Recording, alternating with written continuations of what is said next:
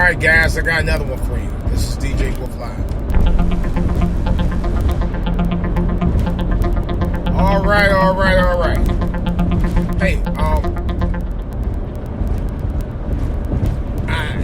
maybe it's me, I don't know, but lately I've been having conversations with certain women that I know. I'm not gonna say who, because they might get mad. In fact, they might get mad and get upset, and they might want to whoop my ass. Not that that's what happened, just saying. But in any case, this is just me. Alright? Don't take it personal, because I know some of y'all get butt hurt when you take it personal. So don't. Alright? That's just my opinion. I'm not stating this as 100% fact. I'm stating it based on pure personal experience. Okay? So don't get offended. Alright, here we go. You know, in the black community, you got women out there that are, how can I put it? That can be very versatile in their thought process and have a willingness to be open and have a very open mind. And they may not always agree with you, but they have an open mind to thoughts that you're presenting to them about certain things that you see, even when it comes to them. And then you have the others who not only will disagree anything you say about things that you see about them, but they're totally, how can I put it, not intellectually honest. They're not only not intellectually intelligent, they're not intellectually honest. They're not honest at all. They don't come from an honest place on anything.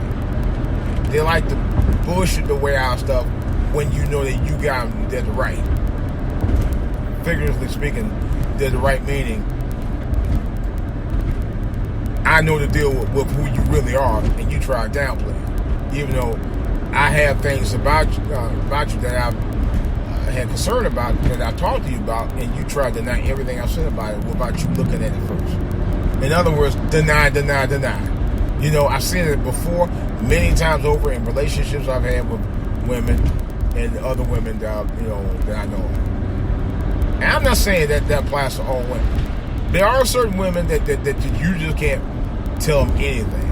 They know everything. They don't want to hear whatever you got to say, regardless. And they can be wrong all day. And their girlfriends will even co-sign. They don't even co-sign with them, whether they be wrong or not. It happens all the time. They'll be on that girl power shit. Yeah, I said it because that's how I feel. It's my opinion. Nothing wrong with y'all staying solid. But y'all some the same women will throw each other under the bus with your first chance you get. Like, look at that girl. She thinks she cute. She thinks she all that in a bag of chips. Man, that was skinny heifer. Stuff like that. Just little petty stuff. I used to watch this. I'm not gonna lie. I admit to it. I used to watch Basketball Wives and Real Housewives of Atlanta, Housewives of Basketball Wives of LA. I used to watch that too with my wife. And I used to watch Love and Hip Hop Atlanta. I started watching all that news. About the last 3, 4, 5 years, I just forget it. I can't watch that much anymore.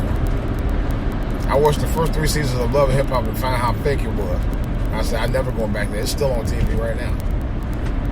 I watched the first 3 seasons of, the first 3, 4 seasons of Basketball Wives, including the LA Wives. And they all suck. I can't watch them. And the Housewives of Atlanta, I used to watch on the regular. I had stopped watching that about 2 years ago. It just got so stupid. It's the same formula. It's the same storyline. It's the same bullshit. I just couldn't take it anymore. I was like, as a man, you realize, yeah, you were watching with your wife and all that. Your wife, just want to make it happen and all that. But it got to a point it was driving me mad. It's crazy. The same old petty, extremely petty stuff. Girl, you took my makeup. Bitch, I ain't take your makeup. Fuck out of here, man. Don't nobody give a fuck about all that bullshit, for real. I could care less. Look, you nasty. You want my panties? That ain't your panties. They're mine, bitch. All kind of goofy shit. You know? Who cares? You know? It's just so vapid. It's one of the most vapid shows I've ever seen on TV.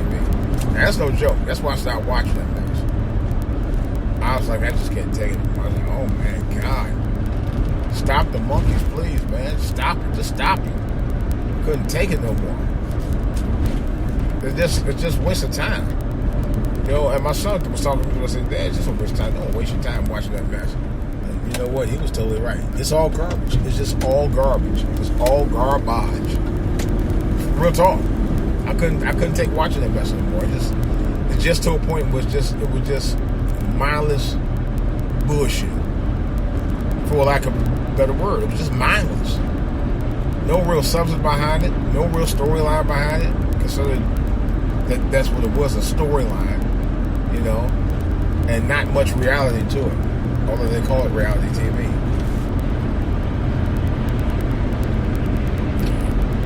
And I think most reality TV has gone to the dogs over the years anyway. It's not reality TV is not the same reality TV I watched about maybe 5, 10, 15 years ago. It's over with. Because almost 99.9% of the shows that are on TV that are quote-unquote reality shows aren't really reality shows anymore. They're scripted series. Because they know audiences will come back to a storyline. Real talk. The storylines is what keep people's attention. To be honest. More than anything else. Storylines is what help keeps people interest, keep them coming back. I dig it. I understand it. But for me personally, I don't want to deal with it.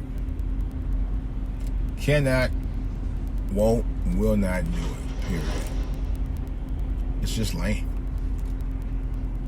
It's really, really, really, really lame. You know? The storylines are terrible. That's the other way I stopped watching. The storylines they do got, if you were interested in watching, are horrible. You know what I do watch now? And I think there's some storylines to that too, but at least it has an interest. And at least it's not as predictable as the other shows. And that's 90 Day Fiancé. That's my new guilty pleasure. 90 Day Fiancé and the prison show. The prison show, I think, does have some storyline. I know the prison show has some storyline behind it. But both of those shows pique my interest for a number of reasons, and they're not as predictable. Particularly 90 Day Fiancé, because you don't know what's going to happen on that show. It goes from day to day on this show. It's my new guilty pleasure. I actually have a great interest in that show. I love it. It's a lot of plots and twists on it. You know, storyline or not. But it's better. It's not the usual, oh, girlfriend, you stole my man. Nah, you stole my man, bitch. He was mine first. All this other crap. Nobody cares. You know? Ain't the same BS storyline that was back when it started out. Especially when it started out on the shows. I just got to a point, I just got to know about it. I just couldn't take it. I told my old lady, I said, man, you can watch it by yourself. I can't watch this, man. I'll watch me Bar Rescue or Hell's Kitchen. Some more manly based show that actually makes sense other than the crappy shows that's out there now. You know? Because there's a lot of crappy shows out there now.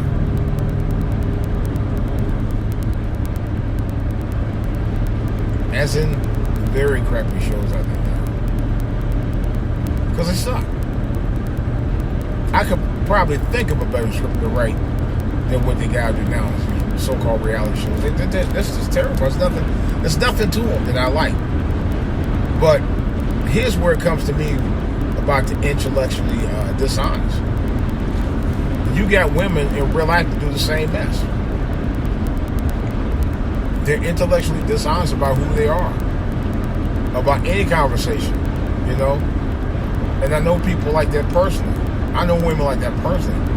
Who just like to shoot off at the mouth. They'll tell you that you're talking too much or you're overpowering the conversation, yet they never get to a point. At least with me, if I'm overpowering the conversation, at least if you think that I am, I get to a point and I get to it as quick as possible. Matter of fact, I usually get to it within about less than 30 seconds and shut you down. But you don't want to hear it. You know? I just probably feel like it's rocking. I don't know if it's the wind or what. It's not even that windy.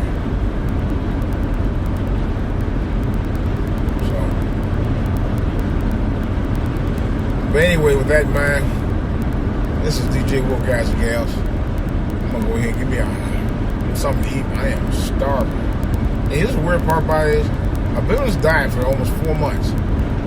I've lost inches, but I haven't lost I've lost a few pounds. I think I weighed myself, last time I weighed myself, 1 week it was 260, the next week I weighed myself, it was 258. So it's slowly coming on. I haven't had a chance to go to the gym. Why? Because they closed the gym last week. They will not reopen the gyms until the coast is clear for this coronavirus. So that took that away. And the other thing is now, because I go to the gym, or I was going to the gym, and they closed it, I ain't got nowhere to go on Saturday, so I'm working from home. But usually when I get home from work, I don't feel like working out at all. That leads to another thing. So I guess what I'm saying is that, I don't know, I'm kind of not feeling it right now. Not feeling it. Alright guys, that's all I got. This is DJ Wolf.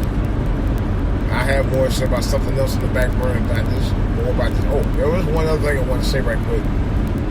Being on a diet is not an easy thing, but it's, if you put your mind to it, putting your mind to it makes it easier for you to deal with.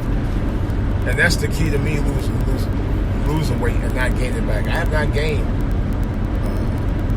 This marks the 4 years, 3 years, and 4 months since I lost that 200.